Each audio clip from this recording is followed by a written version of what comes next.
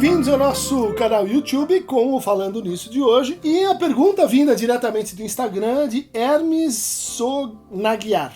Professor Christian, qual a proximidade ou vínculo que um paciente pode ter fora do setting analítico com seu analista?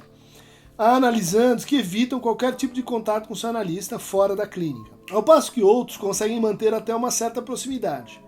A interferência disso na análise? Boa pergunta assim que exige uma renovação na medida que a gente tem esse contato mais próximo pelas redes sociais, pelos próprios programas que às vezes os analistas fazem, né? E que permitem que a gente tenha acesso, em alguma medida, à vida alheia, né? Isso modifica um pouco o que a gente chama de distância e de proximidade. Mas acho que a tua pergunta, ela toca num ponto muito sensível, que diz respeito ao fato de que para a gente poder, assim, falar livremente, para a gente poder se sentir à vontade, para a gente poder confiar, né, no analista, é preciso que ele tenha uma distância simbólica em relação a gente. Né? Uma distância simbólica. Ou seja, que ele possa ocupar um lugar que eu construo, né? Que eu vou e a relação vai criando ao longo do tempo e que tem que ver com a transferência. Né? Tem que ver com a paisagem, vamos dizer assim, na qual a transferência se dá. A transferência tem uma vertente simbólica, tem uma vertente imaginária e tem uma vertente próxima do real, que tem que ver com o objeto. Né? Então, especialmente no começo de análise, aquele outro a quem a gente fala, ele ainda está muito próximo da pessoa do outro. Né? A gente aprende a fazer análise, a gente aprende que o analista é uma função, a gente aprende que falando uma hora as respostas vão acontecendo, ou que falando a gente acaba se escutando, a gente aprende tudo isso, isso não é dado assim de saída e logo no começo. Então essa distância simbólica, ela é realmente muito importante. A gente tem que lidar com o analisante que às vezes a gente encontra, né? Porque participa da mesma associação psicanalítica, porque participa de um mesmo contexto cultural. Imagina o que era o Freud no momento em que estava descobrindo a psicanálise e que seus pacientes pertenciam virtualmente todos à colônia judaica de Viena.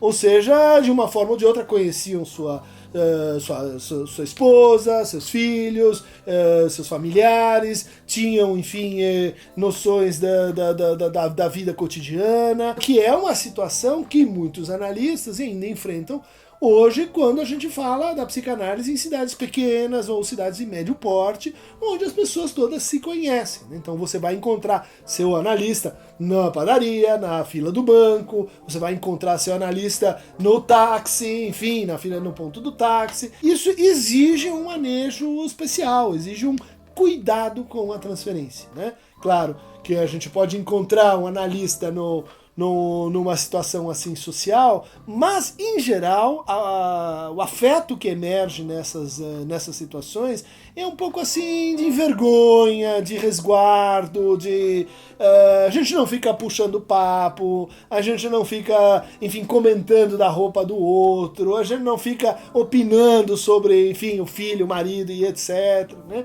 Até hoje me lembro na primeira vez que encontrei meu analista num shopping center, e naquela época as análises eram realmente brutalmente distanciadas, a gente passava meses sem ouvir a voz do analista, havia uma aura, um caráter assim sagrado, né, do consultório, de tudo que concernia o psicanalista. Então as pessoas não falavam nada, né, para você, se soubesse que estava fazendo análise com esse, com aquele. Mas até hoje eu me lembro de quando, então, num desses momentos assim raros, encontro o meu analista andando, né, na minha direção, eu na direção dele, assim, no shopping center, a gente se entreolha e a gente tudo que eu podia imaginar durante, sei lá, meses, anos, do que eu diria numa situação como essa, virou pó. E ele também olhou para mim e fez um aceno meio envergonhado, e fomos em frente. De fato, isso conota, exemplifica a atitude mais comum que as pessoas têm, que é de proteger a transferência. né? De não deixar a transferência se misturar com outras coisas, né? Por isso que quando me dizem, não, mas opiniões políticas que você externaliza e etc, críticas sociais, isso vai atrapalhar as transferências, as análises e tal. De fato, olha, muito pouco, porque as pessoas acabam assim, e acho que essa diferença entre o que é a transferência imaginária e o que é a transferência simbólica, ela ajuda muito a gente a fazer essa partição e se aproveitar disso, né? Aproveitar dos momentos de confusão, dos momentos de cruzamento como momentos importantes para a própria análise, né? Para serem assim tratados, examinados e analisados, né? Mas isso implica, e isso deve ser assim praticado, né? com uma certa disciplina do lado do psicanalista. Então a gente também tem notícias, né, de relações excessivamente próximas, né? Cada um, vamos dizer assim, tem a sua justa medida, cada um tem o quanto paga, né, para poder escutar os seus analisantes. Tem gente que consegue escutar várias pessoas da mesma família, casais. Não vou recriminar, mas eu não consigo, e eu acho isso que minhas experiências não são muito boas quando a gente começa assim a se aproximar demais, né, dos psicanalizantes, dos familiares dos psicanalizantes, né? Essa é uma consideração que o Freud fazia e que a gente esqueceu, né? Quer dizer, nas suas recomendações, né, sobre o início do tratamento, que o Bully vai colocar aí na aba do canal, observações sobre amor e transferência, o Freud dizia assim, não fale da sua análise com terceiros. Não saia da sessão e comece a dizer assim, não, meu analista fez isso, não, meu sonho foi aquilo, não, mas... Não faça isso. Por quê? Não porque as outras pessoas vão necessariamente dar maus conselhos, mas porque isso prejudica a formação desse distanciamento e dessa separação simbólica que a transferência precisa para render melhor, né? No fundo, quando você está contando, né, do que aconteceu na sua análise para um terceiro, para um quarto, assim como quando a gente escreve um caso clínico e está contando o que aconteceu para a comunidade de analistas ou de cientistas, é outra coisa, né? Como se a gente estivesse falando de um personagem, né, de outro alguém. Porque o que se passa ali é de uma outra natureza. Hermesonaguiar. Evitar contatos em excesso. Lembrar da recomendação freudiana aferense, né?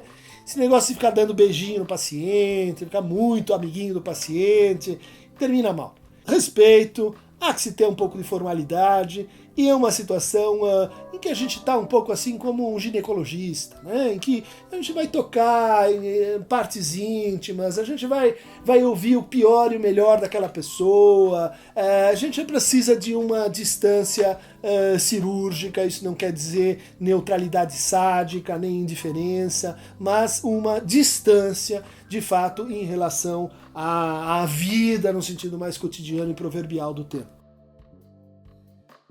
Quem quiser receber mais indícios picantes sobre a vida deste psicanalista e seus detalhes mórbidos, inscreva-se aqui no canal, na nossa aba do Aqueronta Movebo. Aqueronta, essa personagem da mitologia grega que transportava as almas dos vivos para os mortos, dos mortos para os vivos, e esse barqueiro, né, que nos lembra toda a mítica da loucura, das frutíferas naves, né, que a gente está homenageando aí com a ideia do Aqueronta. E faça suas perguntas na aba do canal, diretamente no Aqueronta, ou então agora também nas redes sociais, no Instagram, no Facebook, no Twitter e assim por diante. Por hoje é só, hein?